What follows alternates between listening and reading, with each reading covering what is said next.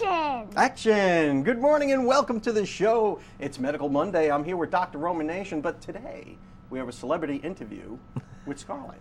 Hi, Scarlett. Welcome back to the show. Thank you. Thank you so much. Now, during the break, or before we started, we were talking about some of the adventures you've been having lately over the summer. You've been diving. Yes, I got dive certified on Father's Day. You got certified as a diver on Father's Day. Wow, Dad. that's pretty awesome stuff.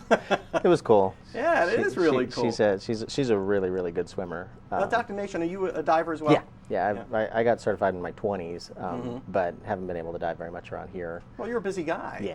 Yeah. But I've been waiting actually for them to get big enough to go with us. Isn't that something? Yeah. That's the perfect age when you're 10 years old to start really doing stuff. Oh the man. minimum yeah. age. Yeah, it is the minimum age, isn't it? You're just old enough Yep. to start diving. That's cool to be certified at 10 years old. Yeah. She had a friend in second grade that was 10 years old at that time, and they went whale shark diving off the coast of Mexico. Wow. At 10 years old, like her intro dive was That's with pretty heavy 60-foot stuff. whale sharks. Yeah, with her dad. Wow, and they did it in Mexico. Yeah. Probably because it's not legal in the U.S. Well, I think you can actually go to Atlanta and jump in the pool with them, but I don't know how old you have to be for that one because they have whale sharks in the Atlanta aquarium. But you had a nice, safe, fun experience, didn't you? And cold. Yeah, well, Yeah, it does cold get cold. experience. Vortex Springs. It was fun, but it was cold. Yeah. It was like 65 degrees. Now, that's not your typical 10-year-old activity, is it, Scarlett? No, it's not. No. Yeah. But Actually, I think you were the youngest one in the class, weren't you? I was. The one right next to me was 12. Okay. And then the rest were all adults. Well, that's okay. I mean, so 10-year-old or 12-year-old and then all adults. Yep. Yeah. And how was the classwork? Was the coursework tough? Was it hard for you? Or? To me, it was not hard, but it was like the hardest part for me was equalizing, which is most people's problem. But most of the stuff besides that was pretty medium, easy, and fun. That's great. Now, Dr. Nation, you're an expert at this. I mean, you are a doctor. And the minimum age is 10. Yeah. I mean, not all 10-year-olds are created equal. No. There are some 10-year-olds that are still 7 or 8. And there are some that are like my 10-year-old, my son Nicholas, when he was 10 going on 25. Yep. So, Yeah. and I think Scarlett's pretty much the same way. Yeah, she's a little advanced. Yeah. But the skill set that they do with Patty is they have to swim 4 lengths of the pool or 200 meters total without stopping. That's a And lot so, for a 10-year-old because you just don't have that. Yeah, they let them do it with their mask and fins, Physical so it's a little bit strength, easier. But yeah, even for like junior swimmers, 200 meters for even most adults is not trivial. Yeah. But we didn't do the patty. They made that clear in the beginning on the first day. We are dive locker, not patty. Ah, I see. So you are, so you're like junior qualified, is that Yeah, it? it's a junior diver certification. Well, Yeah, that's it has the actually Patty cool. symbol on it. So now, but yeah. if you're a parent at home watching this and like, oh my God, I would never do that with my 10-year-old. You don't have to. Yeah, I mean, you've got to kind of have a good gauge of what your kid's capabilities are. The key right? part to everything is always supervision and making sure that you're watching your child. Yeah. If they go swimming, you don't just kind of toss them out in the pool and say, good luck. You could probably stand up there because I mean you can have we've seen adults that get intoxicated and drown in 3 feet of water because they don't know. You drown in your bathtub, I guess. Yeah. Urban legend, that but kind of stuff. I guess it's possible. I had a patient whose husband died from intoxication in 3 feet of water. And it can happen. So, alcohol, of course, doesn't mix with water thankfully it doesn't sports apply at all. for No, these it guys. doesn't. No, it You got a few years to worry about that, and even then, it's. But yeah, not right, that as far as kids go, I mean, she's been an avid swimmer since we started, and would love to get in the pool and would play around in the water. And At first, I didn't like to swim at all. Yeah. Or I didn't like the water at all. But like when I turned 4, I loved the water. Well, it's good to be I love to comfortable take in the a water. bath. I love to take a bath. Thank God for that. I'm sure Dad's happy to hear that. Because my kids, I used to just hose them down in the driveway. They didn't like that. We have to run off to the local weather. But on the other side of this break, I want to talk more about challenging your children and bringing them up to that level where they can succeed and not putting too much on them. Correct. We'll be right back after your local weather, brought to you by the West Pittman Law Firm, westpittmanlawfirm.com. And welcome back to our celebrity interview with Scarlett. So Scarlett, do you feel that your diving lessons were too challenging for you? No, not nearly, no. No? All right, so it wasn't any more than you could handle. No. Yes. Okay. Dr. Nation? She says that now. Last week when they had the book and it's 300... Yeah, that was the hard part. 300 pages. But once it's over, it's 244 pages, and I had to read that. Yeah, she was intimidated by that. Yeah. She likes reading somewhat, but math is much stronger, her stronger suit. So I had to nudge her a little bit and tell her that if we don't get the book read, then you won't be able to... More like shove.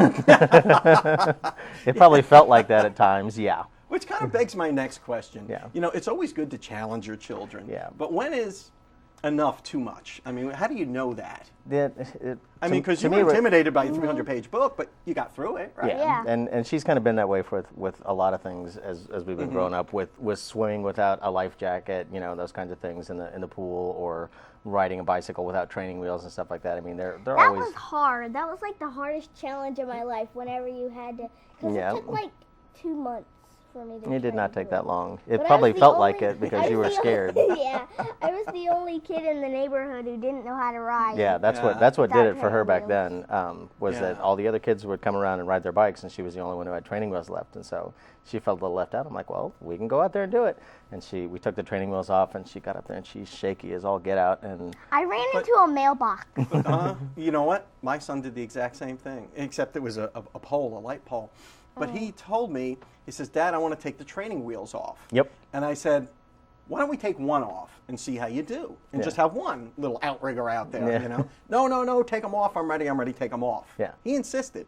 So I said, okay. I put my running shoes on because I knew I had to chase him down the block, you know?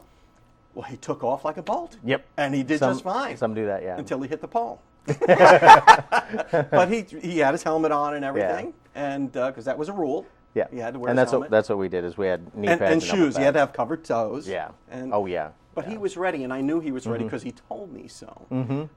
Yeah, some kids will do that. Other kids will kind of wait back, and depending on the different parents, you know, mom and dad usually have much different perspectives. Moms are much more safety oriented, so they don't want their kids to engage in anything potentially dangerous. And dads are more like, hey, get out there, kid, go get them. Well, to me, there's a certain extent of you're gonna have to fail before you succeed. I mean, you know, and it's okay to fail. Exactly, and that's kind of where with the bike riding thing, that's what she did. Is that she tried, and she was upset about it, and I said, you know, I fell down about 100 times. Yeah, it was not 100 times. It just seemed like felt like it. But we have a saying, right? What do we say?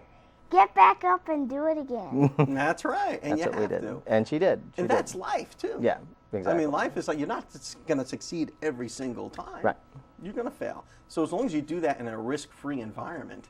Yeah, and she's decently competitive. She competed in martial arts and stuff for a while and was really good at that, too. So the thing that I encourage other parents to do is find what they're interested in and endorse that, because there's pathways that are much stronger for each individual than others. So like hers is math, reading is not. So trying to force her to be a fast reader would be counterproductive almost. She can become a faster reader, but really her gift is mathematics. And so we talk about math and we do things, you know, just kind of willy-nilly. And I make the tip when we go to Waffle House. Yeah, so when we go to the restaurant, she calculates the tip in her head. What's that tip? He's a good tipper? 30%, 15%, 20? What's he do? 7 to 15. Okay, depending on the service. More than 7. Look out for this guy, waitress. Really? Yeah. It's always 15 to 20. Okay, whatever. I forgot. Yeah. Well, anyways, but I mean, as far as safety stuff goes, to me, it's always a supervision thing and finding what they like to do. And a lot of parents have things where they don't know. Well, if you sit and pay attention and watch what the kids will gravitate to, even video games to a certain extent, you can gravitate and use that in a productive sense, because they've done other studies where people with more hand dexterity, eye-hand coordination playing video games make better laparoscopic surgeons. So hand-eye coordination. Yes, sir. Right? Yes, sir. But I mean, it doesn't apply to just that. Whether it's reading or mathematics or any other sort of skill level. So there's lessons to be learned in almost any childhood activity. Yeah. Almost. Yeah. If you pay attention, you can always find something that the kids are interested in. So it's okay to challenge them. It's okay to fail. Oh yeah. But you got to brush yourself off and try again. Yeah, and that's kind of the message that I try and tell other patients, especially parents when they're struggling with behavioral issues with their kids. They a lot of times will try and chalk it up to ADD, or they want medication to fix it and things like that. It's like there's a much better system that you can develop if you put some thought into it. Of tying, and what we've done with her and Indiana is tie the things that they like to do with things that they kind of need a little bit of work on. So, with Indiana, So you have to use some behavioral techniques. Yeah. So there's a different school of thought between the carrot and the stick, and I use a mixture of the two in terms of use the carrot to say, look, if you want to do this is what you got to do to get it. Whether that's going to the movies or going diving or those types of things, rather than you're going to go diving because I want you to. I mean all that does is teach them to fear you, which is not really what you want. You want to encourage them to take their own risks and do it smartly. I guess that's that was the mantra that I always grew up with, is like you're going to do stupid stuff, just try and do it smart. Dr. Nation, thank you so much for that Yes, sage sir. advice. And Scarlett, always a pleasure to see you, and have fun this summer. Thank and you. be safe. And we'll be right back after these messages.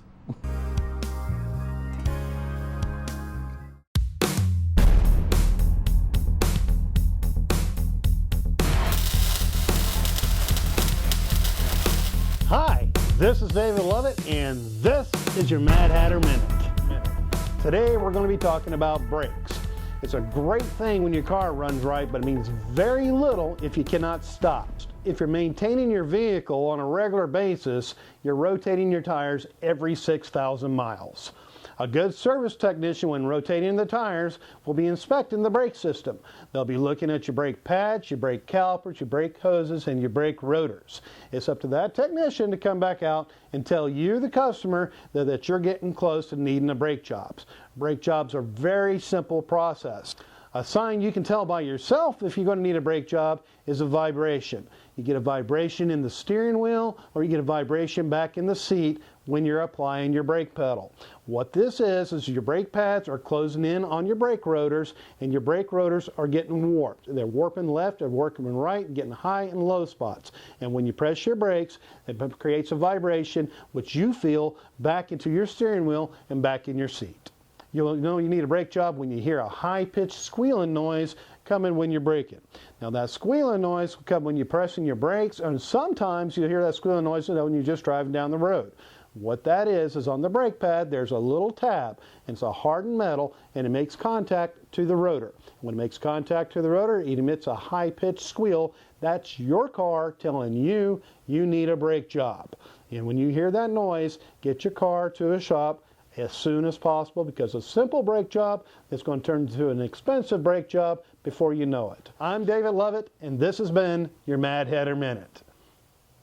Hey folks, this is Joshua Brown with Mad Hatter on 23rd Street. Is your check engine light on? If it is, text MADHAT28, that's MADHAT28, to 24247, and we'll check it for free. Welcome back to the show. I'm here with Dr. Aaron Shores, and we're going to talk about pain management and your spine. Dr. Shores, welcome back to the show. Thank you. We were talking before we started rolling tape about options. A lot of people have maybe spine problems or pain problems that some doctors may say, well, if we have this operation, we can fix you. And a lot of people, particularly men, are like, okay, come on, doc, let's fix it, let's move on. There are other options to pain management in your spine, right? Correct. Yeah, and first thing I should say is certainly surgery has its indications. Some people certainly need surgery, and that is their only option. But I think I find in my practice that a lot of patients maybe mistakenly assume it's their only option, and they're pleasantly surprised to find out that it's not, that surgery could potentially be a last option for them.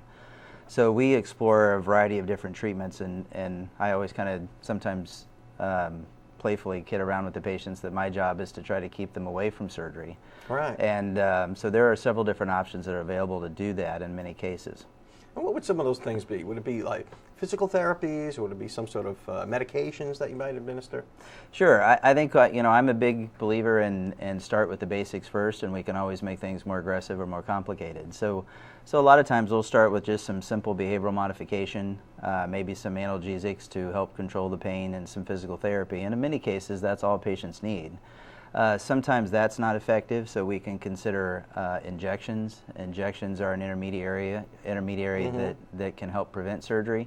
But also injections, and I think that's a misnomer I see it sometimes, is everybody seems to have known someone who had surgery had injections where injections worked very well, and some people seem to have known someone who they didn't work so well. I've heard like cortisone stories over the Correct. years, where people have had injections in their spine.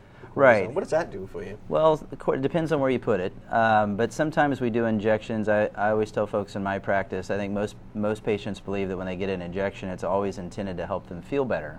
And sometimes in our practice, we use injections to find the problem. The squeaky wheel gets the grease, because not the MRI or the X-ray or CT scan cannot always tell you exactly what the issue is. So sometimes we use injections to find the problem, and sometimes we use injections to treat a problem. And it's important that patients understand exactly which their doctor is offering them, so that if they have short-term relief but maybe no long-term relief, that may be very helpful diagnostically. But sometimes it can be very frustrating for patients because their injection only lasted a few days. How would an injection help you find a problem? Are we talking about dyes and things like that? Yeah, well, there are many structures, we'll say in the low back, for example. There are many structures in the low back, joints and or nerves that can refer pain in the same distribution. And an MRI may or may not be able to clarify exactly which entity is the problem. So the old adage, the squeaky wheel gets the grease. Sometimes in my particular specialty, we have to make our best guess on what the issue is that's causing a patient's problem. And we go down there, inject it, squirt some numbing medicine on it, and then stand the patient up and reevaluate them and see if they're better or the same. So if we numb a particular structure we think is the problem and the patient is better, even temporarily, oftentimes that's very helpful diagnostically, not only to me, but to the surgeon. Because if a patient does have to have surgery, oftentimes the surgeon wants to know exactly which structure is the issue so they don't do unnecessary surgery. But that takes a little bit of education, because sometimes patients are in a hurry to get their pain behind them, understandably so. But it is a little bit of a trial and error process. And I was going to mention that. That would take a little time, I would imagine. Sure. If this isn't, it's just like, I'm not going to say it's just like, but similar to going to a mechanic with your car. I got the squeak under the hood. Well, maybe it's a belt. Well, maybe it's your alternator. Oh, no, maybe it's your air conditioner. Right. Making that squeak, who knows? And I share that same statement with patients often, because their complaint may be that my back hurts. But I always tell patients that, in my practice, for example, that's like telling a mechanic your car doesn't start. And sometimes we see, a little arthritis or some mild degenerative changes on an MRI or X-ray that could just be simply age-related, meaning that everybody who's at a certain age group sometimes may or may not have these findings. So just because we see an abnormality on an MRI or an X-ray doesn't always mean it's causing a problem. I always kind of reiterate to my patients that we want to make sure that we're treating you and your symptoms, not your MRI report. We treat patients, not pictures. Yeah, that's probably the right approach, I would imagine. Dr. Church, we're so out of time, it's not funny, but thank you for coming on the show and getting us smart on this. And I'm really interested in how we can keep ourselves healthy and out of pain for many years to come, because I am getting old. Thanks again for coming on the show. Thank you, sir. Appreciate it. We'll see you next week. Thank you. And we'll be right back after these messages. Welcome back to my favorite part of the show. Very fortunate to have Charlie Black in the studio today. Charlie, thanks for coming on. My pleasure. You're an award-winning artist and songwriter.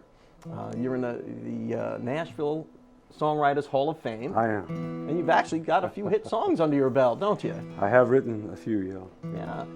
It's been fun. Is there one that we would recognize? Well, I had a number one record with Alan Jackson a while back, and that was it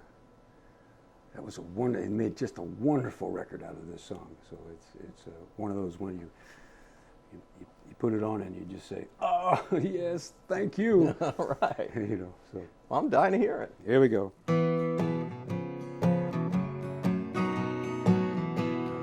begin with the day I met her, and how fast this good old boy's world got better.